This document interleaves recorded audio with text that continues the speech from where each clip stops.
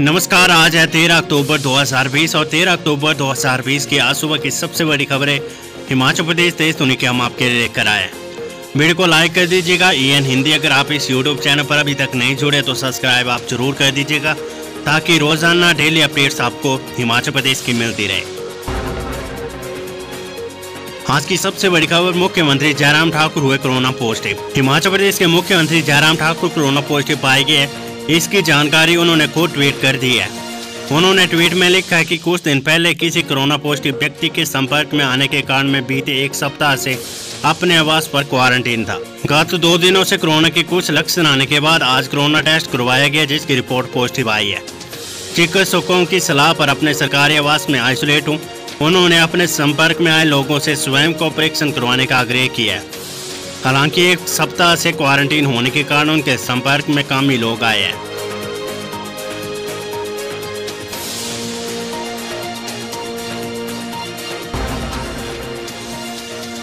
आज की अगली खबर स्कूलों से जुड़ी हुई। क्विज में छात्रों के भाग न लेने पर सरकार ने लगाई फटकार, उपनिदेशकों से मांगी रिपोर्ट। शिक्षा विभाग द्वारा ऑनलाइन परीक्षाओं में छात्रों को रुचि नहीं है। हैरानी की बात यह कि हर हफ्ते 9वीं से जमा 2 तक के छात्रों के लिए आयोजित की जाने वाली क्विज प्रतियोगिताओं में 5 जिलों में संख्या बहुत कम है। इसमें चंबा में 9.93% सबसे कम है छात्रों ने क्विज प्रतियोगिता में भाग नहीं लिया है। इसी तरह शिमला, सिरमौर, कांगड़ा, कुल्लू के छात्रों ने भी बहुत कम संख्या में भाग लिया है। राज्य सरकार ने इसको लेकर चिंता जताई है। 5 जिलों को कारण बताओ नोटिस जारी किया गया है। शिक्षा सचिव की ओर से नोटिस जारी कर 5 जिलों के उपनिदेशकों से जवाब मांगा गया है कि आखिर छात्र ऑनलाइन क्विज प्रतियोगिता में भाग क्यों नहीं ले रहे। इसके साथ ही उपनिदेशकों से पूछा गया कि क्या छात्रों के पास मोबाइल फोन है या नहीं है। दरअसल घर पर बैठे छात्र ऑनलाइन पढ़ाई के साथ अन्य शैक्षणिक गतिविधियों में हिस्सा ले, इसको लेकर ये प्रयास किए जा रहे हैं। खबर हमीरपुर में चलती हुई बस ने अचानक पकड़ी आग, सवारियों के बीच धुएं से भर गई गाड़ी। हमीरपुर में सोमवार को चलती हुई एक निजी बस में अचानक आग लग गई। जानकारी के मुताबिक ये बस बरटी से हमीरपुर की तरफ आ रही, लेकिन अचानक बोटा चौक के पास बस के इंजन से धुआं उठना शुरू हो गया। बताया जा रहा है कि इस बस में कुछ सवारी भी मौजूद थी। आग लगने से मौके पर अफरा तफरी मच गई। प्रत्यक्षदर्शियों की माने तो बस का गियर अचानक फंस गया जिस वजह से बस में धुआं भर गया। हालांकि बस में आग की लपटें नहीं थी, लेकिन धुआं देख होने की बस से हड़कंप मच गया था। खबर कुल्लू दशहरे से जुड़ी हुई, नहीं टूटेगी परंपरा, भगवान रघुनाथ जी की होगी रथ यात्रा। देव महाकुंभ अंतर्राष्ट्रीय दशहरा उत्सव में भगवान रघुनाथ जी की परंपरा नहीं टूटेंगी। दशहरा के दिन रघुनाथ जी की भव्य रथ यात्रा होगी। हालांकि इस रथ यात्रा में इस बार जिला भर के सैकड़ों देवी देवता भाग नहीं ले पाएंगे और न ही हजारों श्रद्धालु रथ खींच पाएंगे, लेकिन पूरे 7 दिनों तक भगवान रघुनाथ जी की इस परंपरा का निर्वहन होगा।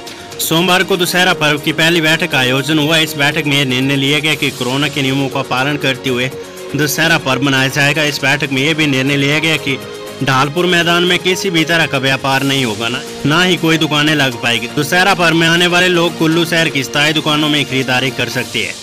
यही नहीं, लालचंद प्रार्थी कला केंद्र में भी किसी तरह का लोक नृत्य व सांस्कृतिक कार्यक्रम नहीं होगी।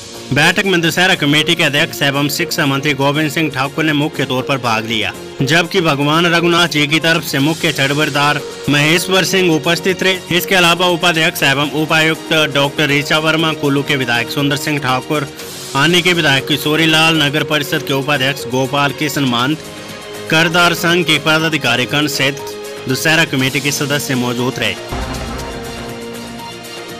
खबर 4 लेन से जुड़ी हुई, 4 साल में 1 इंच नहीं सरक सकी 4 लेन परियोजना। सामरिक दृष्टि से अति महत्वपूर्ण राष्ट्रीय राजमार्ग पठानकोट मंडी 4 लेन सड़क परियोजना के कार्य के शिलान्यास के पौने 2 साल बीत जाने के बाद 1 इंच भी नहीं सरक पाने पर केंद्रीय व प्रदेश सरकार की मंशा पर सवाल उठने लगे। याद दिला दें कि केंद्रीय सड़क परिवहन मंत्री नितिन गडकरी द्वारा 24 फरवरी 2019 को गग्गल में इस परियोजना के विधिवत शिलान्यास के साथ ही इस बात का भरोसा दिया गया था कि सामरिक दृष्टि से अति महत्वपूर्ण इस परियोजना को तेज गति से बनाया जाएगा। अगली खबर है, हींग व केसर की खेती को बढ़ावा दे रही है सरकार, वीरेंद्र कंवर। ग्रामीण विकास, पंचायती राज, कृषि, मत्स्य और पशुपालन मंत्री वीरेंद्र कंवर ने कहा कि हिमाचल प्रदेश सरकार राज्य में हींग व केसर की खेती को बढ़ावा दे रही है। प्रदेश सरकार ने केसर की खेती के साथ 800 तथा हींग की खेती के साथ 2000 किसानों को जोड़ने का लक्ष्य रखा ताकि किसानों की आय को दोगुना किया जा सके। हिमाचल के लाखों किसानों को झटका, ओवरड्यू हो गए केसीसी खाते। लॉकडाउन हटते ही हिमाचल के लाखों कर्जदार किसानों को बैंक ने एकाएक झटके दिए हैं। किसानों के खाते ओवरड्यू हो गए, उन्हें मार्च और सितंबर दोनों की अवधि तक ब्याज चुकाने को कहा गया है। इसके लिए 6 महीने की मोहलत दी गई। इससे इस बीच खाते एनपीए तो नहीं होंगे, मगर ब्याज के ऊपर उनको ब्याज देना होगा। इस बार सेब सीजन पहले से ही कमजोर रहा है। अन्य फसलों के भी यही हाल है। गोभी, मटर की फसल को कोरोना काल के शुरुआती दौर में किसानों को भूसे के भाव में बेचना पड़ा था। ऐसे में भी खुद को ठगा हुआ महसूस कर रहे राज्य में लाखों कृषकों के किसान क्रेडिट कार्ड बने हुए हैं। इन पर 8.5% की दर से उन्हें ब्याज देना होता है। हालांकि 3 लाख रुपए तक की केसीसी खातों पर 4% सब्सिडी भी दी जा रही है। अगर 3 लाख से अधिक कर्ज लिया हो तो उन्हें 8.5% की दर से ब्याज देना होता है। कोविड काल में किसानों को मार्च महीने में ब्याज नहीं देने की राहत दी गई। किसान क्रेडिट कार्ड में 6 माह के बाद ही ब्याज की गणना की जाती है। अगर तय राशि से ऊपर ब्याज देना हो तो इसे चुकाना होता है। खबर चंबा से बाजार में घूम रहे 7 लोग कोरोना पॉजिटिव, लोगों में मचा हड़कंप। जिले की किकीरा जिरई पंचायत के कहला गांव में 7 लोगों के कोरोना पॉजिटिव पाए जाने से लोगों में हड़कंप मच गया है। लोगों ने एहतियात नहीं बरती तो किकीरा में कोरोना महामारी फैल सकती है। कोरोना संक्रमित कुछ लोग बेखौफ यहाँ के बाजारों में घूम रहे हैं। प्रशासन को मिली शिकायत के बाद जो कोरोना संक्रमित लोग बाजार में घूम रहे थे, प्रशासन उनके खिलाफ कार्रवाई की तैयारी में जुट गया है। सोमवार को नायब तहसीलदार किकीरा के नेतृत्व में स्थानीय प्रशासन व्यापार मंडल किकीरा के प्रधान प्रवीण शर्मा, ग्राम पंचायत किकीरा जिरई के प्रधान लाल सिंह व पुलिस विभाग के अधिकारियों ने किकीरा बाजार में दुकानों में जाकर तथा लोगों के बीच जाकर उन्हें कोरोना महामारी के बारे में विस्तार से जानकारी दी है। ट्रैफिक नियमों का उल्लंघन करने वालों के खिलाफ करे कठोर कार्रवाई, एसपी।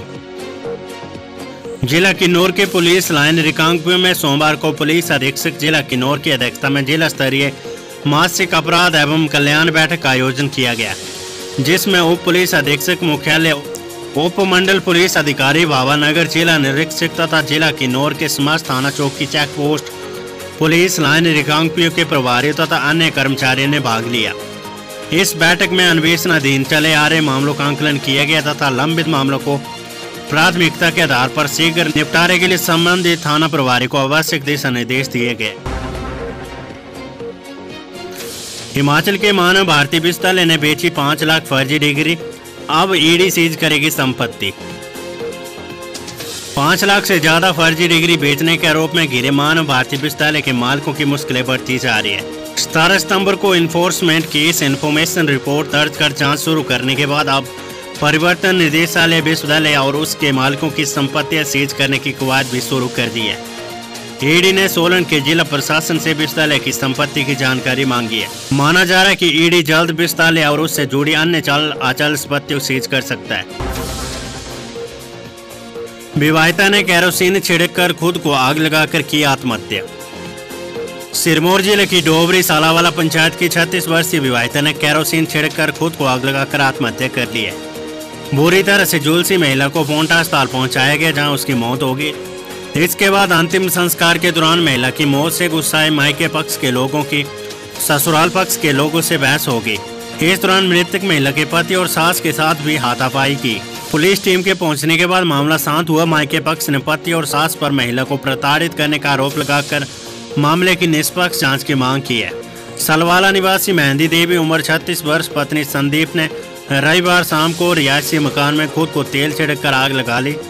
ससुराल पक्ष ने कहा कि विवाहिता का पति औद्योगिक इकाई में काम कर गया था, सास पड़ोस में थी। धुआं निकलने पर पड़ोसी और सास घर पहुंचे तो कमरा भीतर से बंद था। आज की अगली खबर है, अमृत राष्ट्रीय रैंकिंग में हिमाचल ने उत्तराखंड को पछाड़ा, मिला 15वां स्थान। Atal mission for reservation and urban transformation Amrut योजना की राष्ट्रीय रैंकिंग में हिमाचल ने उत्तराखंड को पछाड़ दिया है। पहाड़ी राज्यों की रैंकिंग में हिमाचल 15वें और उत्तराखंड 24वें स्थान पर रहा। आवास और शहरी कार्य मंत्रालय के सचिव दुर्गा शंकर मिश्रा ने हिमाचल और उत्तराखंड के मुख्य सचिव, प्रधान सचिव, वरिष्ठ अधिकारियों के साथ बातचीत में ये जानकारी दी। पिछली बार हिमाचल को 21वां स्थान मिला था। अटल टनल रोहतांग से बंद रहेगा ट्रैफिक, 33 kV लाइन बिछाने के लिए जारी रहेगी नई समय सारणी। अटल टनल रोहतांग के भीतर से लाहौल घाटी के लिए 33 kV बिजली लाइन बिछाने का काम पूरा करने के लिए यातायात के लिए नई समय सारणी जारी की गई है। 14 अक्टूबर से रात 9 बजे से सुबह 6 बजे तक अटल टनल होकर वाहनों की आवाजाही पर रोक रहेगी। दिन के समय दोपहर 2 बजे से 3 बजे तक ट्रैफिक बंद रहेगा। ये समय सारणी दिसंबर पहले सप्ताह तक लागू रहेगी। 7 महीने बाद स्कूलों में लौटे शिक्षक कक्षों में बैठकर ऑनलाइन पढ़ाई की मॉनिटरिंग। प्रदेश के सरकारी स्कूलों में सोमवार को करीब 7 महीने के बाद सभी शिक्षक एक साथ लौटे। शिक्षा विभाग के निर्देश अनुसार 12 अक्टूबर से सरकारी स्कूलों में 100% शिक्षकों और गैर शिक्षकों को बुला लिया गया है। 15 मार्च से कोरोना संकट के चलते स्कूल बंद कर दिए गए थे। इस वीडियो को लाइक करें, हमारे चैनल को सब्सक्राइब कर बेल आइकन जरूर प्रेस करें हमारी न्यू वीडियो सबसे पहले देखने के लिए।